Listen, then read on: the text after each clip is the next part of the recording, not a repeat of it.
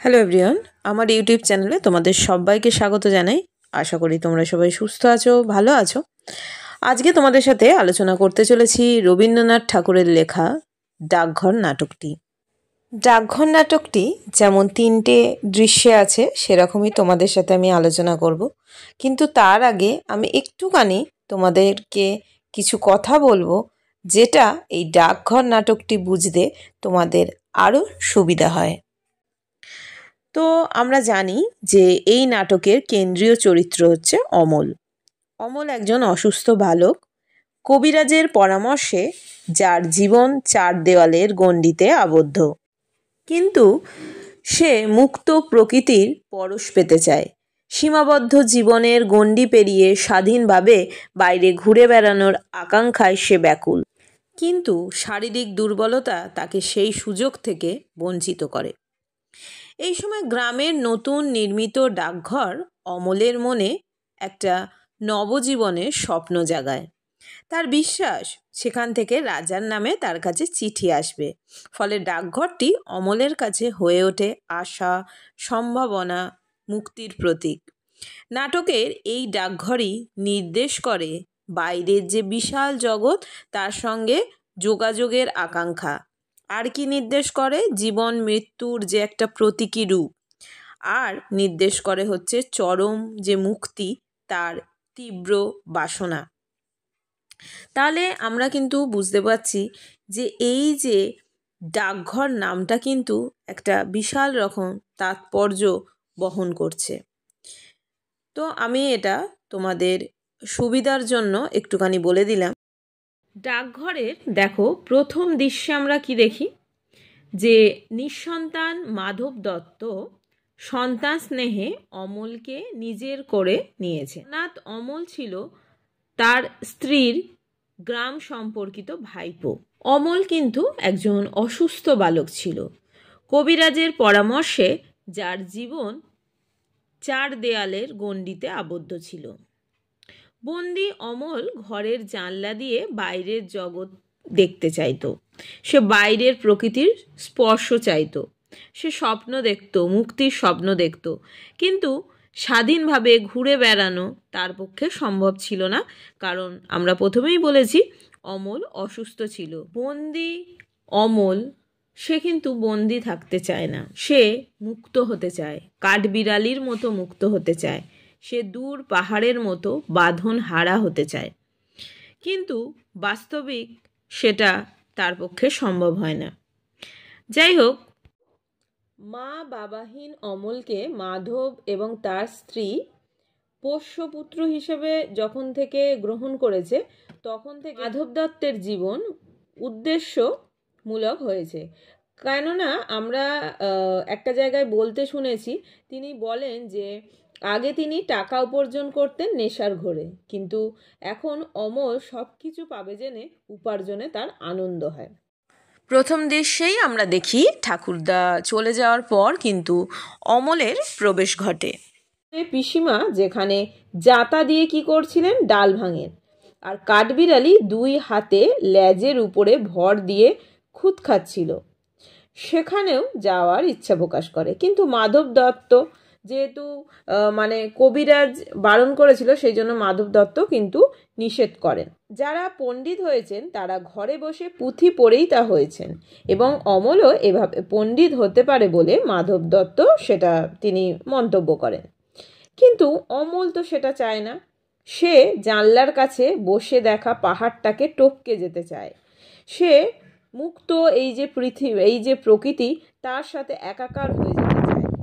নাগরা জুতো পরে মাঠের পথ দিয়ে পাহাড়ের দিকে কাজ খুঁজতে যাওয়া লোকটার মতোই সে কাজ খুঁজে বেড়াতে চায়, তার মতোই ঝর্ণার ধারে বসে ছাতু খেতে চায়, ঝর্ণার জলে পা ডুবিয়ে তা পার হয়ে বহু দূর চলে যেতে চায়।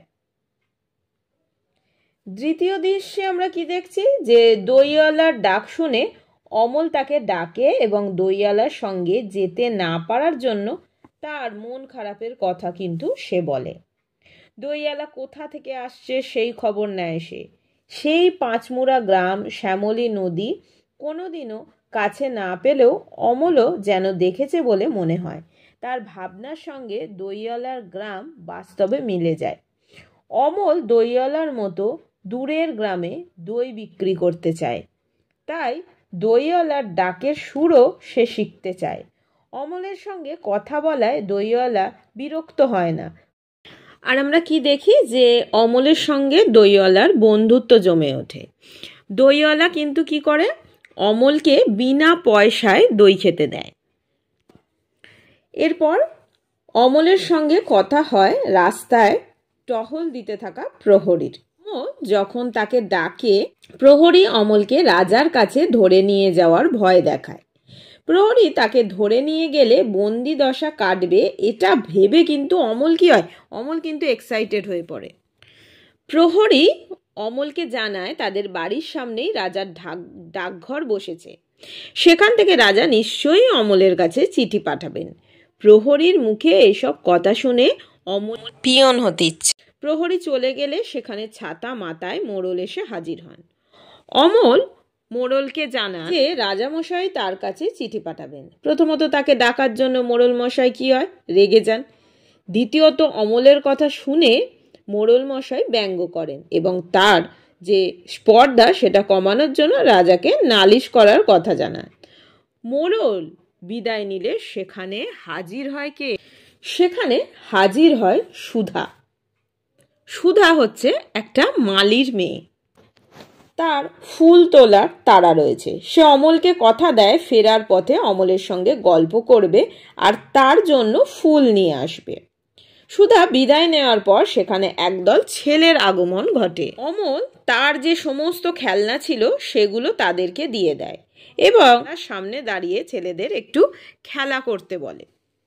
এরপর ছেলের দলের কাছ থেকে সে পিয়নের নাম জেনে নেয়। ডাকঘর নাটকের তৃতীয় দৃশ্যে আমরা দেখতে পাই যে অমল প্রচণ্ড অসুস্থ। সে এতটাই অসুস্থ যে সে জানলার কাছেও যেতে পারছে না। মাধব দত্ত মনে করেছে যে এই জানলার কাছে বসে রোজ অমল ছেলে বুড়ো সকলের সঙ্গে ভাব জমায়। এই কারণেই হয়তো তার যে অসুস্থতা সেটা বেশি বেড়ে যাচ্ছে। একজন ফকির এসে রোজ অমলকে দেশ বিদেশের নানা কাহিনী শোনাতে থাকে। মাধব দত্ত চিনতে পারে ফকির আসলে ছদ্মবেশী ঠাকুরদা। ফকির বেশি ঠাকুরদা এসে নানা দেশের গল্প শোনায়। এদিকে মোড়ল মজা করে অমলকে বলেন রাজার চিঠি এসেছে। অমল তা বিশ্বাস করতে চায় না। ঠাকুরদা তাকে আশ্বস্ত করেন যে সত্যি চিঠি এসেছে। মোড়ল হাসতে হাসতে কি বলে দেখো, রাজা আজ অমলদের বাড়িতে আসবেন, তাই মুড়ি আর মুরগির ভোগ তৈরি করে রাখতে বলে।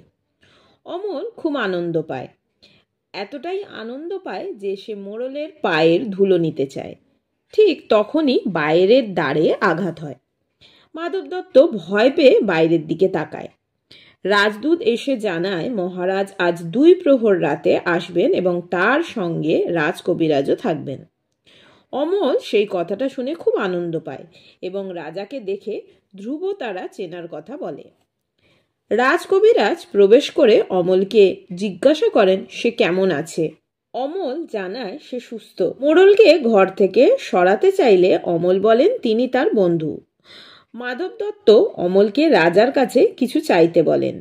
অমল তখন কি জানায় যে সে চাইবে রাজা তাকে তার ডাকঘরের যেন পিয়ন বানিয়ে দেয়, সে যেন দেশ বিদেশে চিঠি বিলি করে, মানে সে চিঠি বিলি করতে পারে। সবাই অবাক হয়। আলো নিভিয়ে সবাই স্থির হয়। রাজকবিরাজ বলেন অমল এখন ঘুমিয়ে পড়ছে এবং আকাশের তারার আলো থেকেই ঘুম আসবে। মাধব দত্ত চিন্তিত হলেও ঠাকুরদা তাকে কথা না বলতে বলেন। শেষে সুধা এসে অমলকে ডাকে।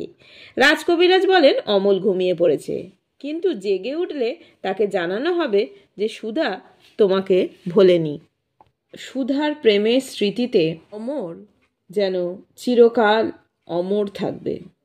আজকে আমি রবীন্দ্রনাথ ঠাকুরের লেখা ডাকঘর নাটকটি আলোচনা এখানেই শেষ করলাম। কারো যদি কোনো কনফিউশন থাকে, কিছু বুঝতে অসুবিধা হয়, আমাকে কমেন্ট বক্সে জানিও। আমি নিশ্চয়ই তোমাদের সেই প্রশ্নের উত্তর দেব। তো থ্যাঙ্কস ফর ওয়াচিং, টাটা।